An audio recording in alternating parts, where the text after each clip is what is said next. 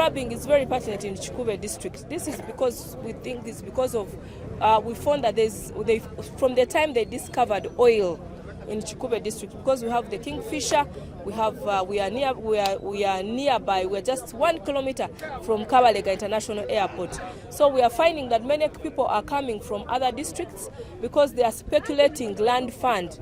They find where there are no titles and they put titles expecting to get land fund from government. That is the main reason that we are finding, because Kikuube people have not been getting titles.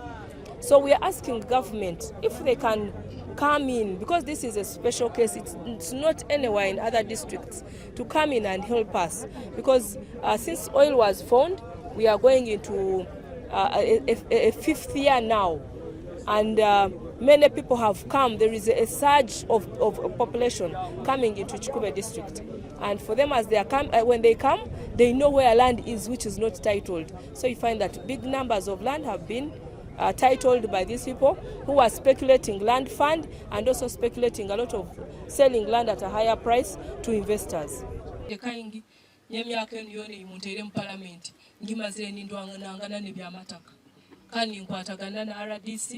Members of Parliament bank.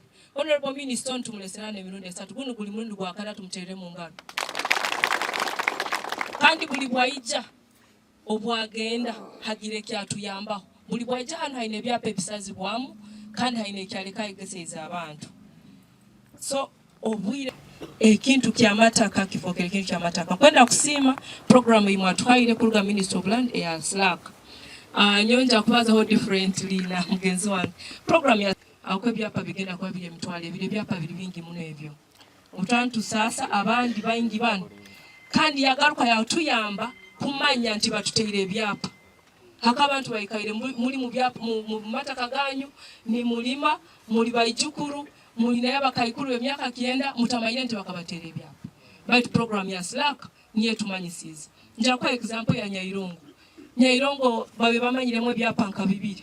Baitu program ya Slack buyayizire chama LC1 wa Nyairongo aine ebyapa 15 ibasangire mu LC yayo yonke side za mukabaranka habuhimba abuhimba basangira ho muri bayingi muno bayingi batamanyire nti nabalirano bakabatera ebyapa omuntu okubyama nawo kulya nawe tumayire ntaka kulya mwiro olukwe akusamno ko butwano okoraki nofu.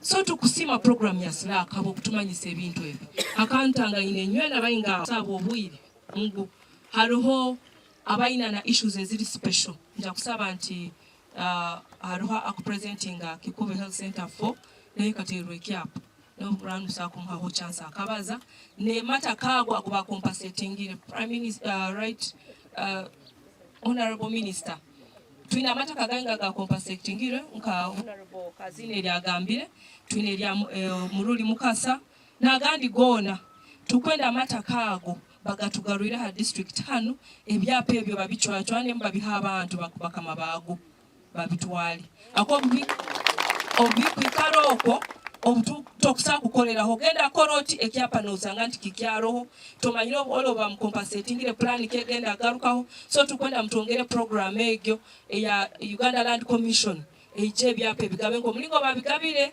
kakumiro akakakumiro nkaruroliyo Honorable Minister ni mugabira bakakumiro ebyapa ebyabaire compensated na hand program egyo tukugenda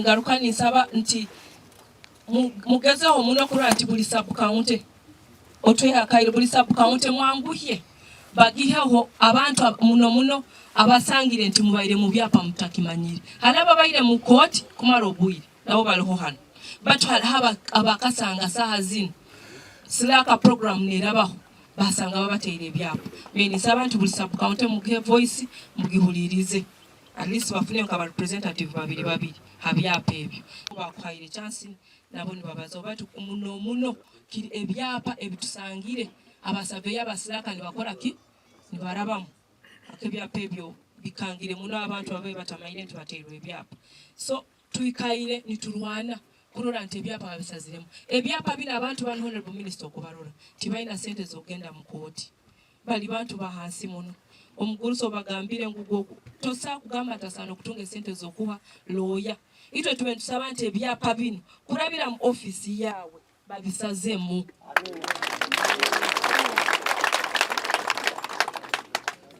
So Slack ito twaizire hanu niona mgenzo wange honorable kazi na honorable Basera Stephen alimuhanda alaikuja na mbenda abalizana na ikahanu na waja kwana abagambira ito twaizire tukasanga mune byapa babiteire muno nikyo mukuru antopazire ebyapa 16 district 16 twarwana muno kurora nti hanu Kikuube tuleteho omubazi n'ekiti omunyo tinukwa gamba omubazi n'ekiti kurora nti hatikiri tukimazire kurora nti buli LC obora atunga ebyapa 50 rundi nkaaga tagenda garuka mu busuma bw'itaka hata omulimo gwaitu gusigaire kurwanisa bino kukora ki kubisazaamu boje mukwenda tukole tuta babisazemu so nebigambo ebyo ebike mugenzi wange timanyiro bayakanka honorable Sarah Stephen abe naenda kwaliza abantu ala tusangamu mwebale muno abo barabaha chance nka RDC omulinga agambire mukozese dakike mumanyire bworanda iga muno nekyo otandikire nakyo nibakora ki nibakiyebwa so leka ohikire hansonga mwebale muno.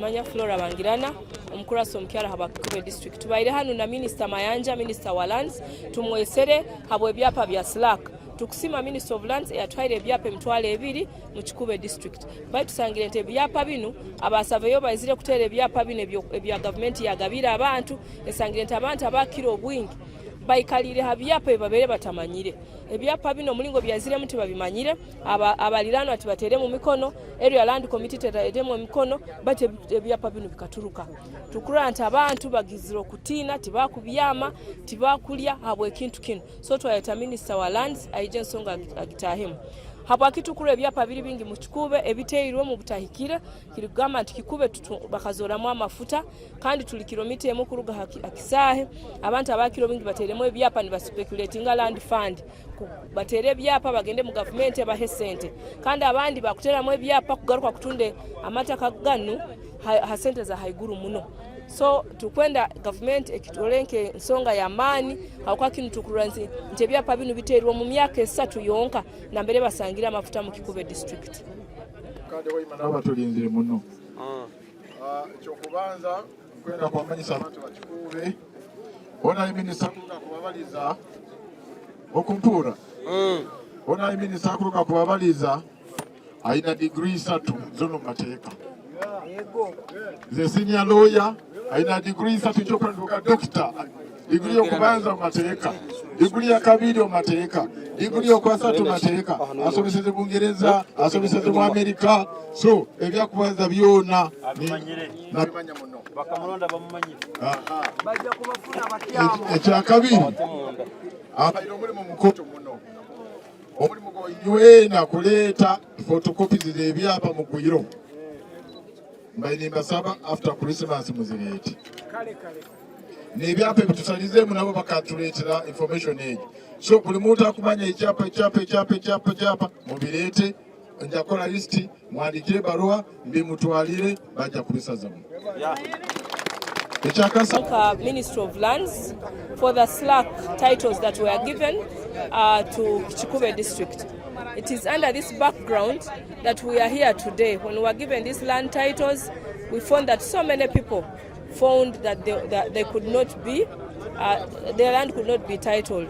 This was because that most of the surveyors that came from Ministry of Lands and came for titling, they found that most of our villages and LCs sat on other titles. And when we made investigations, we found that most of these titles were not acquired in the right way. So we called upon the Minister of Lands, Minister Mayanja, to come today, and we thank him for coming here today in Kikuube district to look into this matter. We have found that you find one LOC has about 5 or 6 titles, and they didn't know that these titles were there until we got this program of Slack. So we thank the minister. He has been here today, and he has promised us to take this matter so that these titles can be cancelled. We ask government also to add in more effort to see that these citizens of Uganda are suffering.